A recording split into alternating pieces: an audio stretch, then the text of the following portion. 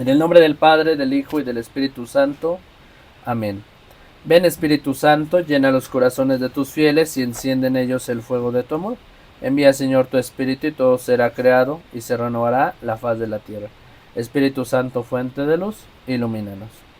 Lectura del Santo Evangelio según San Mateo. Inmediatamente después Jesús obligó a sus discípulos a que se embarcaran. Debían llegar antes que él a la otra orilla, mientras él despedía a la gente. Jesús pues despidió a la gente y luego subió al cerro para orar a solas. Cayó la noche y él seguía allí solo. La barca en tanto estaba ya muy lejos de tierra y las olas la golpeaban duramente, pues soplaba el viento en contra. Antes del amanecer, Jesús vino hacia ellos, caminando sobre el mar. Al verlo caminando sobre el mar, se asustaron y exclamaron: «Es un fantasma», y por el miedo se pusieron a gritar. Enseguida Jesús les dijo: «Ánimo, no teman, que soy yo». Pedro contestó: «Señor, si eres tú, manda que yo vaya a ti caminando sobre el agua». Jesús le dijo: «Ven, Pedro». Pedro bajó de la barca y empezó a caminar sobre las aguas en dirección a Jesús. Pero el viento seguía muy fuerte. Tuvo miedo y comenzó a hundirse. Entonces gritó: «Señor, sálvame». Al instante Jesús extendió la mano y lo agarró, diciendo: «Hombre de poca fe, ¿por qué has vacilado?». Subieron a la barca y cesó el viento, y los que estaban en la barca se postraron ante él, diciendo: «Verdaderamente tú eres el Hijo de Dios». Terminada la travesía, desembarcaron en Genezaret. Los hombres de aquel lugar reconocieron a Jesús y comunicaron la noticia por toda la región. Así que le trajeron todos los enfermos. Le rogaban que lo dejara tocar al menos el fleco de su manto, y todos los que lo tocaron quedaron totalmente sanos. Palabra del Señor. Gloria a ti, Señor Jesús. En el nombre del Padre, del Hijo y del Espíritu Santo. Amén. Pues bien, vamos a comenzar en esta tercera sesión de nuestro curso de ministros extraordinarios con la parte de la predicación. Aunque correspondía hablar sobre la liturgia, vamos a tomar el cuarto módulo para hablar sobre la liturgia, y en la última media hora pues vamos a hablar sobre la espiritualidad del ministro. La espiritualidad del ministro, que es la parte conclusiva de este curso. Sin embargo, quiero ahondar un poquito en la parte de la predicación porque es una tarea que se les quedó desde la clase anterior, y me interesa mucho que el ministro extraordinario en nuestra Iglesia Católica aprenda a predicar, ya que la predicación es una de las herramientas más efectivas para que las personas se conviertan a Dios. Por medio del diálogo, por medio de la palabra, el fiel creyente se convierte a Dios. Entonces es importante que por medio de nuestra predicación las personas se acerquen a Dios. Y ahí nos vamos a dar cuenta qué tanto estamos trabajando en la comunicación del mensaje cristiano. Entonces vamos a comenzar con el tema de la predicación. Lucas 15, del 11 al 20. En esta parábola conocida como el Hijo Pródigo, Jesús nos revela un Padre misericordioso que desde el principio ha amado a sus hijos, pero también por ese amor les da la libertad de tomar sus decisiones. Así también Dios nos dio la dignidad de hijos, haciéndonos, como dice el libro del Génesis, a su imagen y semejanza nos creó. En su amor también nos hizo libres, porque solo en la libertad toma un sentido nuestra vida. Es decir, Dios no nos obliga a nada. Él espera que lo amemos solo por amor. El hijo de aquel hombre que nos cuenta el Evangelio nos dice que tomó todos sus bienes, toda su herencia, y se fue a un país lejano y la malgastó, llevando una vida desordenada. Esto nos lleva a pensar, hermanos, ¿en qué se parece esto a nuestra vida? ¿Cuántas veces he malgastado la herencia que Dios me dio? ¿Qué es aquello que me dio y que yo malgasté de manera desordenada? Quizás sea mi salud, quizás no he sabido cuidar y valorar tal vez mis bienes materiales que Dios me ha dado, y he malgastado tal vez egoístamente, sin acordarme de Dios, y de mis hermanos que necesitan. O tal vez he malgastado mi vida y desperdiciado mi tiempo en cosas sin provecho. Dice la parábola que aquel joven, cuando ya había gastado todo, sobrevino en aquella región una escasez grande y comenzó a pasar necesidad. Nos podría pasar, hermanos, que nos preocupemos por las cosas importantes hasta que estemos pasando verdaderas necesidades, deseando lo que un día desperdiciamos. Nos dice el Evangelio que finalmente el muchacho recapacitó y nació un arrepentimiento sincero. Esta es la oveja que se había perdido y que Dios quiere encontrar a través de su perdón. El hijo que se había perdido está dispuesto a regresar al Padre. En esta parte del texto, Jesús nos muestra la misericordia del Padre, que siempre está dispuesto a recibirnos con los brazos abiertos. El Padre no le reprocha nada a su hijo, a pesar de haber malgastado todo. Siempre esperó su regreso para ir a su encuentro y devolverle la dignidad que había perdido. El perdón es la gracia que Jesús siempre nos ofrece por todas nuestras fallas y por nuestras malas actitudes. Solamente se necesita un verdadero arrepentimiento de corazón. Hoy en día podemos experimentar la misericordia en el sacramento de la reconciliación, en el momento del encuentro del Padre, cuando nos dice a través del sacerdote: yo te absuelvo de todos tus pecados. Ese es el abrazo misericordioso del Padre, donde experimentamos su amor. Hermanos, Dios no quiere que tengamos que pasar por necesidades como buen Padre. Siempre nos ilumina a través de su palabra, pero podemos evitar las tentaciones de este mundo a nuestros placeres. Quiere que en nuestra libertad seamos capaces de dominar nuestros impulsos, actuando como hijos obedientes y prudentes. Su amor de Padre no cambia con nuestras actitudes. Somos nosotros que en ocasiones nos alejamos de Él. Y peor aún, cuando la culpa no nos permite confiar en la misericordia de Dios.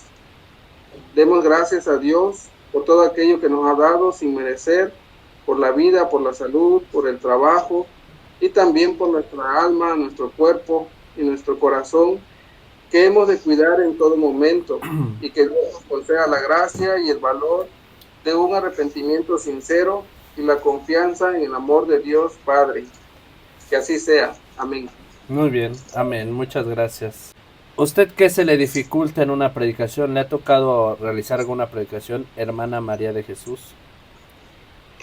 Sí, a mí lo que se me dificulta es que como que sí entiendo el mensaje, lo hago, pero no lo puedo expresar sin estar viendo alguna hojita, tener un seguimiento. Todavía, pues sí me gana el nervio y aún no me siento muy segura de estar dando el mensaje. Siento a veces que sí lo puedo desglosar y pensar qué me quiere decir, qué hacer, pero a la hora de explicar así abiertamente, tengo que estar leyendo. Creo que allí me falta mucho, no sé cómo manejar esa situación. Ok. ¿Y cuál cree que es una de las necesidades de su comunidad? Cuando usted le toca predicar, las personas que más acuden a la hora santa son adultos de la tercera edad, jóvenes, niños, mujeres, hombres. ¿Qué son más? Mayormente adultos de la tercera edad y mujeres. Ok. ¿Y qué temas usted ha llegado a predicar? Pues cuando el evangelio que me toque el día de que me toca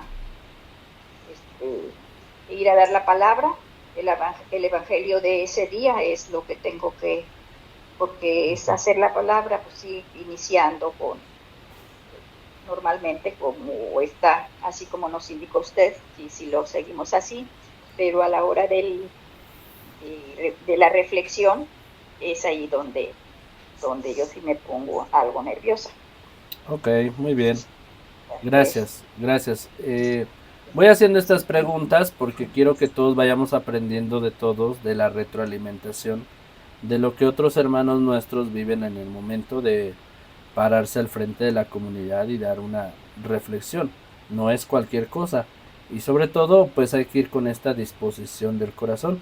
Ahorita la reflexión que escuchamos de nuestro hermano Adolfo es una predicación muy buena que ha tenido una síntesis de todo lo que hemos visto en relación a que tenemos que ver lo que dice el texto, ¿no? Luego escuchamos en la predicación que nos dijo cómo llevamos ese mensaje a nuestra vida, cómo Dios nos invita a vivir ese mensaje de amor, de perdón en los más necesitados y cómo nos lleva al actuar. Entonces una predicación nos tiene que llevar a ese actuar, no solamente se tiene que quedar en una manera repetitiva.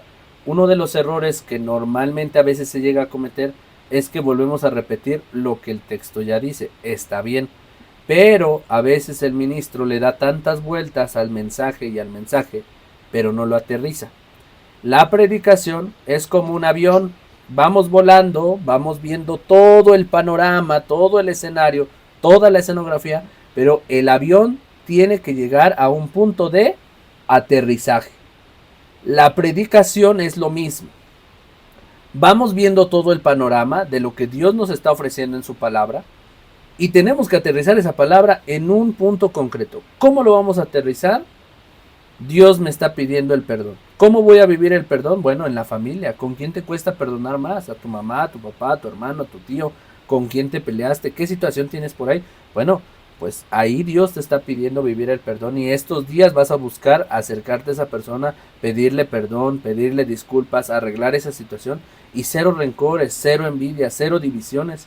Y eso es una manera concreta de vivir el Evangelio, no solo quedarnos en palabras bonitas, sino aterrizar ese mensaje cristiano en el día a día. Bien. el último día de la fiesta, que era el más solemne, Jesús, puesto en pie, exclamó con voz potente: el que tenga sed, que venga a mí, pues el que cree en mí tendrá de beber.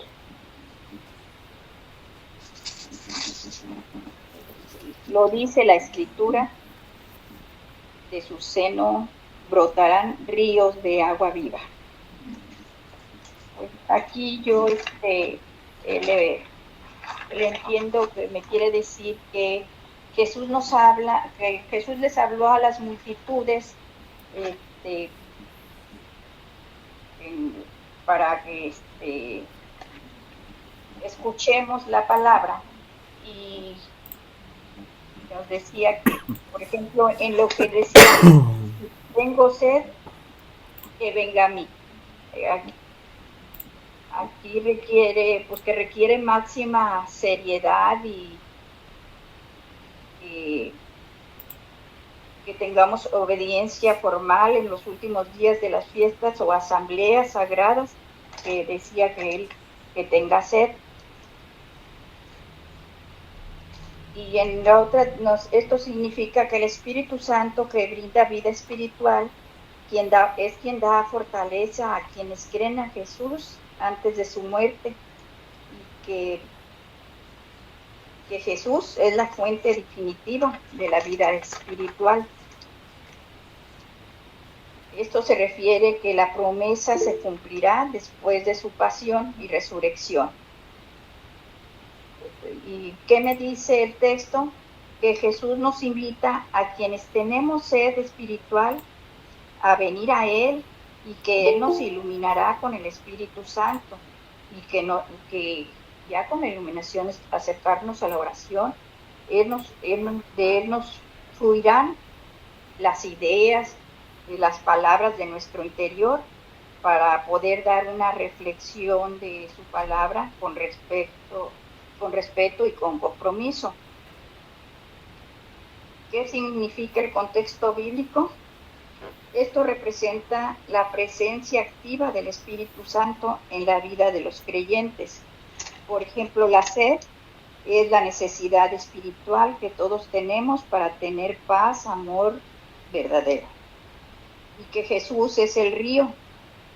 Al acercarnos a Él y creer en Él, recibiremos al Espíritu Santo que fluye en nuestro interior y así poder ayudar a quienes nos rodean. Y que ¿qué respuesta exige Dios en mi vida? Que reconozca yo mi sed espiritual, es decir, que no puedo yo sola llevar mi vida con cosas temporales, que debo acercarme a Él con humildad, confianza en Él como una fuente viva y dejar que su espíritu fluya en mí y me transforme y se exprese a través de mí con amor hacia los demás, con el servicio de compartir su palabra de esperanza. Que honre yo a Dios y beneficie a los demás con oración, con palabras de esperanza, ayudar en momentos difíciles. Es para de lo que yo entendí que tengo que hacer en este caso. Muy bien, excelente reflexión, hermana María de Jesús. Gracias por su participación.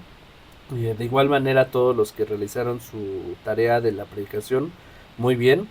La idea de este ejercicio es irnos ejercitando en la predicación. Vamos a ver de manera detallada cómo es la intención de hacer esta predicación, como lo estamos viendo en pantalla. Cómo elegir un texto para una predicación. Normalmente ustedes cuando van a predicar a un enfermo, a un grupo de personas, en la hora santa, en la liturgia de la palabra, el ministro tiene el poder, se podría decir, de elegir el tema o la temática de la predicación. Entonces el primer paso para una predicación es elegir de qué voy a hablar, qué tema quiero tocar, quién va a ser mi comunidad a la que me voy a dirigir. Por eso, en las cartas paulinas después del Evangelio, tenemos a San Pablo, ¿sí? San Pablo escribe varias cartas, por eso es carta a los romanos, carta a los corintios, a los tesalonicenses, porque cada carta va dirigida a una comunidad en específico. Y si nosotros nos ponemos a leer cada una de las cartas paulinas, pues cada una de las cartas tiene diferente mensaje, ¿sí? Aunque es el mismo mensaje cristiano, pero una está dedicada a hablar del pecado, a otra de los sacramentos, a otra de los evangelios, etcétera, ¿no? Entonces tiene una diferente intención. Ustedes como ministros, al llevar la palabra de Dios a los más necesitados, van a elegir el tema. Por ejemplo, misericordia, amor, familia, perdón, servicio u oración. Hay muchísimos más temas.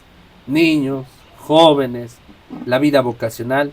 Algo que les va a ayudar mucho es que ustedes estén en constante contacto con el canal de Daniel Católico TV, porque semana a semana ahorita yo he estado trabajando para compartirles un esquema de hora santa, ¿sí? Cada semana está saliendo un esquema diferente.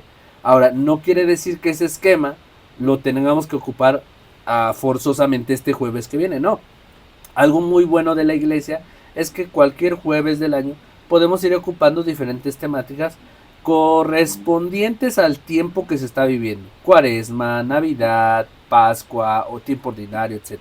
Pero cualquier tema que nosotros elijamos va a ser adaptado a cualquier hora santa, porque la hora santa, al ser una práctica espiritual, no va a tener una estructura litúrgica de lecturas. Vamos a tener la libertad de elegir alguno de estos temas. Entonces, es importante que ustedes adquieran ese esquema de hora santa, ese esquema de predicación, de oración, para que ustedes tengan diferentes temas para poder realizar una reflexión, donde ya hablamos de la misericordia, del amor, de la familia, de los sacerdotes, de los jóvenes, de los niños, de los matrimonios, etcétera, ¿no?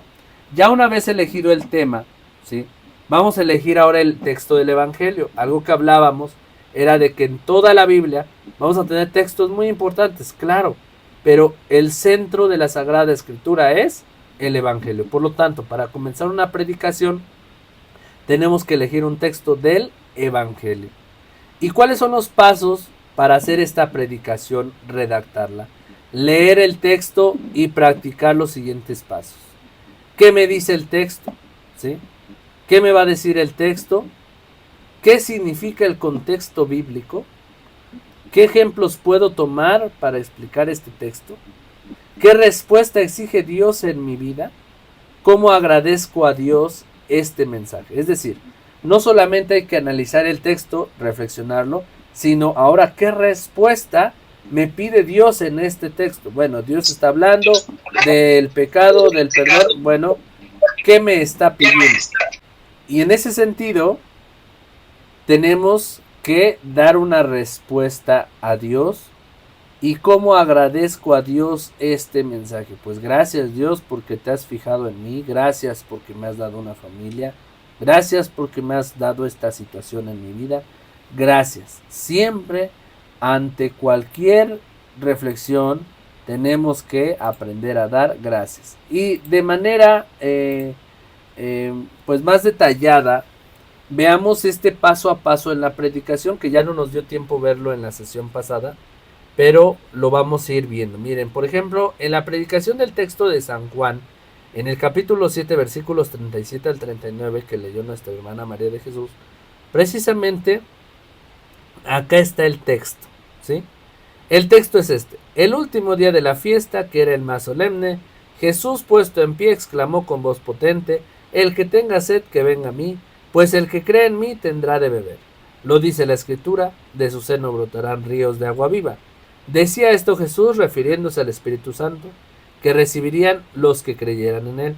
Todavía no se comunicaba el Espíritu, porque Jesús aún no había entrado en su gloria.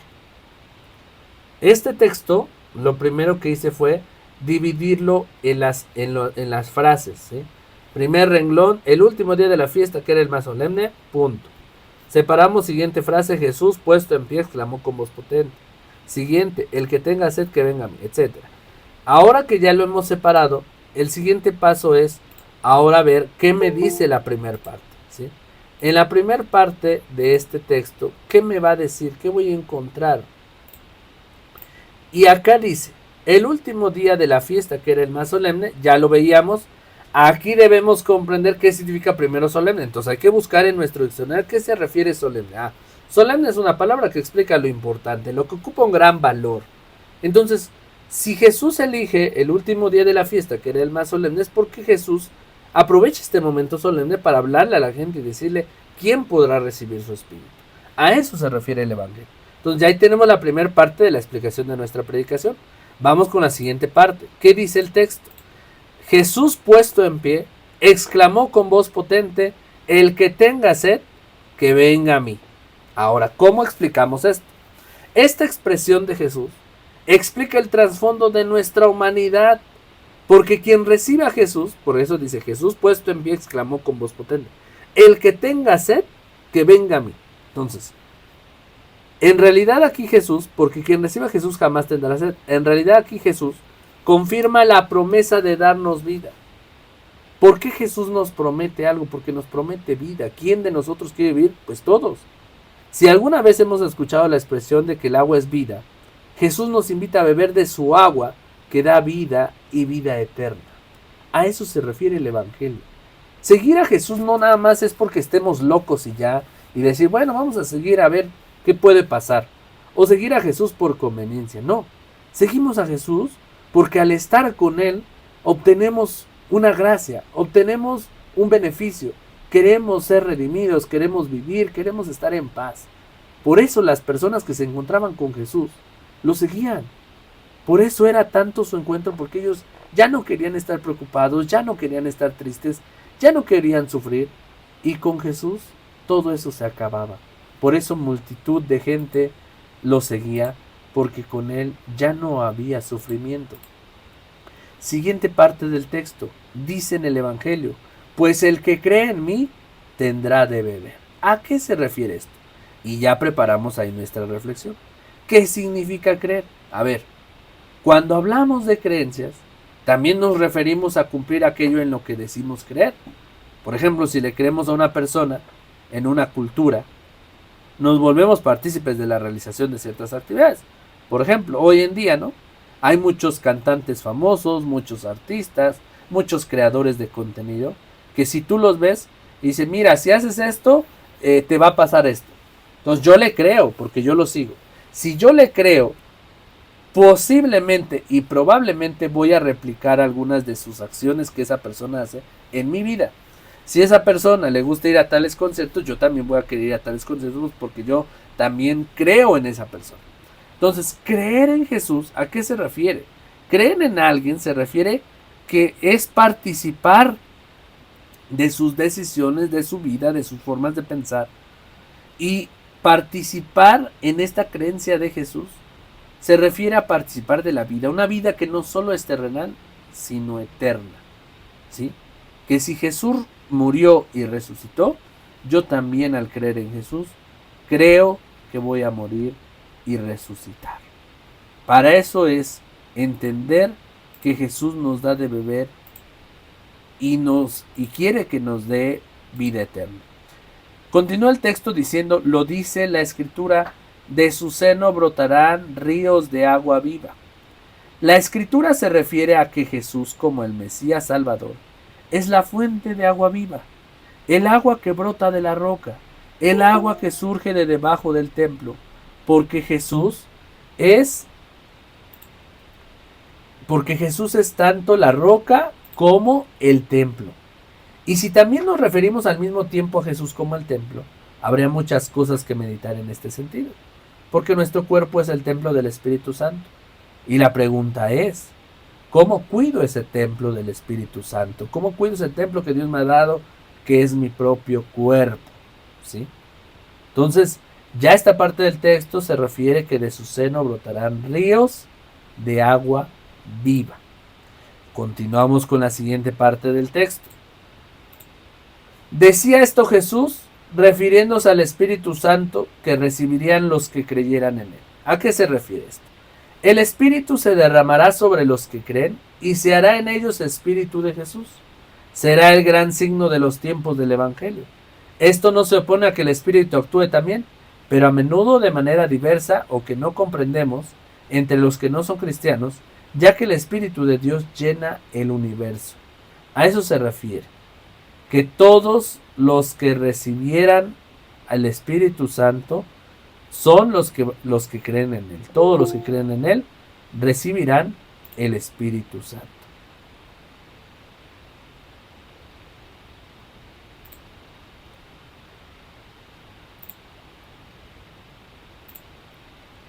Y continuamos con la siguiente parte del Evangelio.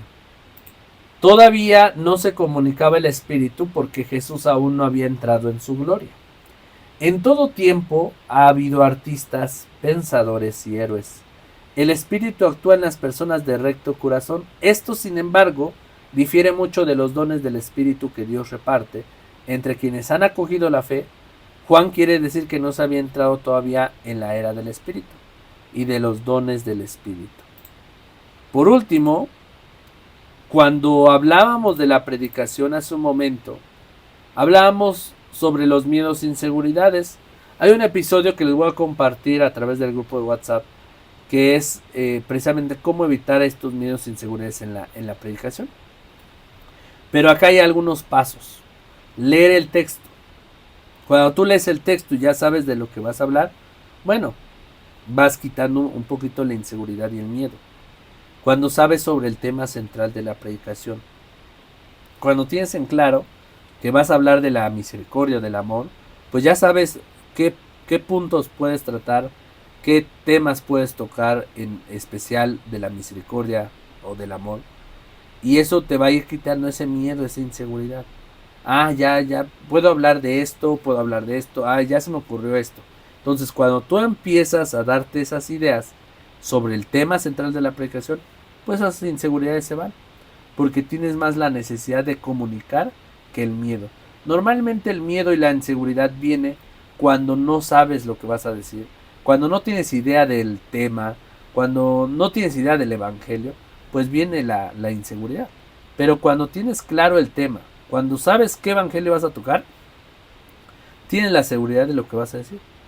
Otra aportación que puedo decirles para que quiten esos miedos e inseguridades es que vayan al Santísimo, que hagan una oración previamente, que ante Jesús sacramentado se pongan de rodillas y le digan: Señor, pues hoy voy a predicar, hoy me toca predicar el tema de la misericordia, o hoy voy a predicarle a los matrimonios, y pues tú sabes también que yo también vivo en un matrimonio, sabes que no es fácil, conoces mis debilidades, mis errores, mis defectos, pero ayúdame, ilumíname con la luz del Espíritu Santo a que pueda yo guiar correctamente el mensaje cristiano a mis hermanos y que todo eso salga según tu voluntad.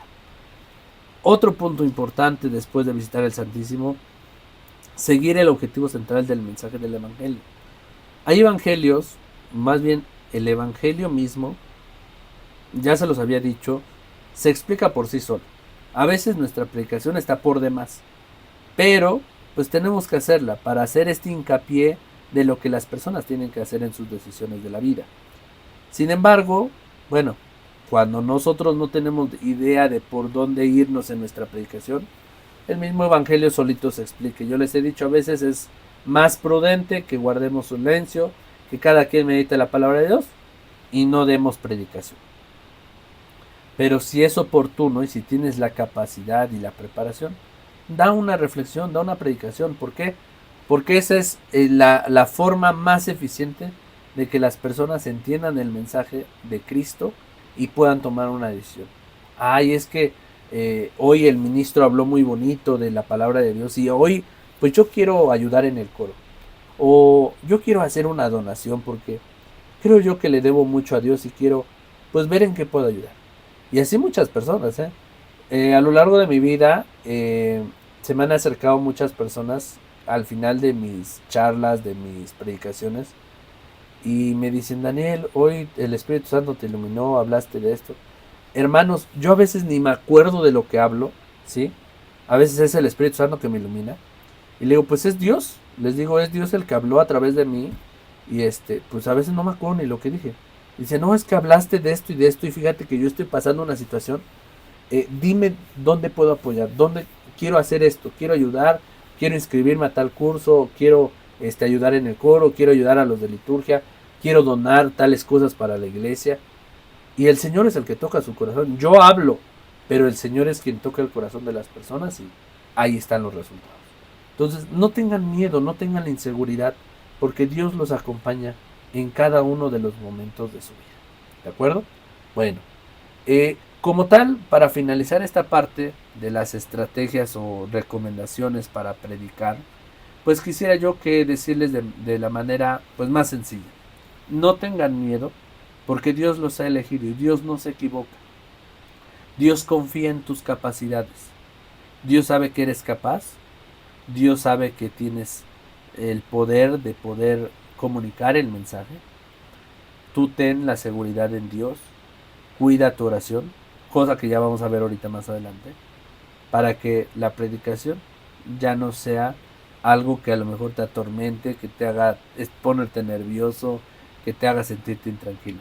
El servicio, hermanos, en el ministerio es para disfrutarse, es para gozarse. Es decir, tengo esta sed de comunicarles el mensaje. El día lunes, hermanos, yo nada más así brevemente les voy a compartir. El día lunes me sentí yo bien mal. Desde el domingo en la noche me empecé a sentir mal del resfriado. Me dio tos, gripa, creo que hasta tuve fiebre. Pero me fui al doctor, regresé y pues el día lunes estaba yo muy mal físicamente. O sea, ustedes saben que cuando te da gripa te sientes con el cuerpo cortado, todo, los ojos llorosos. Físicamente no me sentía yo en condiciones. De hecho, a ustedes les avisé que si se podía pues que se cancelara, y gracias a Dios hubo esa comprensión de su parte. En la parroquia donde tenía yo que ir, que es mi parroquia, no podía yo cancelar porque las fechas ya están establecidas. Entonces no se puede recorrer otra semana o otro día, es exclusivamente esas fechas. Y dije, bueno, voy a presentarme. No quería yo tampoco cancelar. Y ¿saben por qué? A pesar de que estaba yo físicamente desgastado, o sea, no tenía yo fuerzas, en el fondo había ese sentir, ese espíritu de decir, es que quiero mostrarles el libro, el manual de todo lo que vamos a ver. Tenía yo la necesidad de compartírselos, ¿sí? Yo no fui con ningún miedo, ninguna inseguridad. Fui y les dije, miren, ahí vamos a hacer esto, vamos a hacer el otro. Hay muchas cosas que aprender y aparte el tiempo es muy limitado porque solamente me dieron 1 hora al mes en la parroquia. O sea, es una formación de 1 hora cada mes que voy a tener en mi parroquia con los encargados de liturgia. Entonces 1 hora, ¿qué se ve en 1 hora? Hermanos, ahorita vimos 1 hora de la predicación, prácticamente es nada. Ahorita vamos a tener otra hora sobre la liturgia. Pero la idea es que aprovechemos ese tiempo y no tengamos miedo, que tengamos esa inquietud de hacer las cosas, decir, es que tengo la necesidad de comunicar el mensaje. Eso es lo más importante. Entonces, yo a pesar de sentirme un poquito, les digo mal, me sentí con esa gracia de parte de Dios de que tengo la necesidad de comunicar el mensaje. Ahorita, en las plataformas estoy saturadísimo de mensajes porque estos días no he respondido al 100% y hay muchas personas que me están solicitando formación, cursos, documentos y me da una sed de seguirles ayudando a todos ustedes porque mi desgaste, mi trabajo es para ustedes, para Dios y de verdad estoy muy contento de que esto así sea. Y me gustaría que ustedes como ministros también en su formación tengan esta sed de que vayan a la predicación, al altar, no con miedo, no con inseguridad, sino con la sed de decir, es que hoy les quiero hablar de esto, hoy siento que Dios quiere comunicar este mensaje. Hoy hay tantas cosas que hablar, hay tantos temas que tocar en las comunidades, que es necesario que aprovechemos la predicación para transformar la vida de las personas. Esa es la intención de la predicación, ¿sí? No es para enaltecernos, no es para sentirnos más que los demás, no, es para comunicar el mensaje cristiano y que las personas transformen su vida y comiencen este camino de conversión en la vida de Dios. ¿De acuerdo? Sí, bueno, hermano, mire, todo está muy bien, ¿verdad? Es en aras de que de alguna manera nos acerquemos al conocimiento de la palabra de Dios. Yo soy de acá, de la Ciudad de México. Aquí nosotros estamos llevando el proceso evangelizador misionero en Ciudad en la diócesis de Azcapotzalco. Entonces, de alguna manera nosotros nos reunimos cada martes para tener nuestros temas. Es muy difícil de pronto que nosotros podamos ser predicadores, pero eso es un buen inicio, y bueno, pues nada más darle las gracias por todo este tiempo. Claro que sí. Nada más comentarte, Daniel, aquí nosotros a los ministros nos han dado así breves pláticas, temas, cómo hacer nuestro servicio. En cuestión de la reflexión, aquí por ejemplo nos dicen no excedernos más de 7 minutos, pero ¿cuánto recomiendas tú o es lo que en ese momento uno pueda decir? Depende, no sé qué. Sí, depende. Es que, por ejemplo, hay predicaciones o reflexiones que van dentro de la liturgia de la palabra. Ahorita justo vamos a tocar un punto en la siguiente sesión de la liturgia de la palabra, porque la liturgia de la palabra es como la misa, ¿sí? Cuando ustedes les pide el sacerdote que vayan a celebrar la liturgia de la palabra, es porque él no puede ir. Y entonces ahí en ese tipo de celebraciones son 40 minutos a 1 hora la celebración de la palabra. Y ahí sí pueden tomar media hora de predicación, por ejemplo, ¿no? Pero cuando vamos a visitar a los enfermos, pues ahí les predicamos igual el evangelio y deben de ser 5 o 6 minutitos con el enfermo, no más. Pero por ejemplo va a variar con el tema de la hora santa. La hora santa, como es una práctica espiritual, es un poquito más libre. Ahí ustedes pueden tocar el evangelio, predicación de 10 minutos, silencio, canto, otra reflexión o otra oración, y ya usted le puede ir variando, ¿no? También la idea es que ustedes pues sí, vayan aprendiendo a ver hasta qué punto ya las personas no están poniendo atención, pues ya hay que cerrar el mensaje, cerrar el tema. Y habrá otros momentos de predicación, por ejemplo, cuando hay un retiro. Hay ministros extraordinarios en las parroquias que les piden predicar o dar un tema en un retiro. No sé si les ha tocado. Pero luego hay retiro de papás y padrinos del catecismo. Hay retiro de matrimonios. Hay retiro de jóvenes o así. Y hay ministros que les toca dar un tema. Y el tema es, por ejemplo, de 1 hora. Entonces ahí puedes ocupar toda la hora para la predicación, para tu tema. ¿Sí? Entonces va variando, depende también del momento. Vamos a finalizar la sesión. Les voy a mandar nuevamente el nuevo link para continuar con la última parte, que es la de la liturgia. Y les voy a mandar también los documentos en el grupo. ¿De acuerdo? Bueno, ahorita acceden al link, por favor.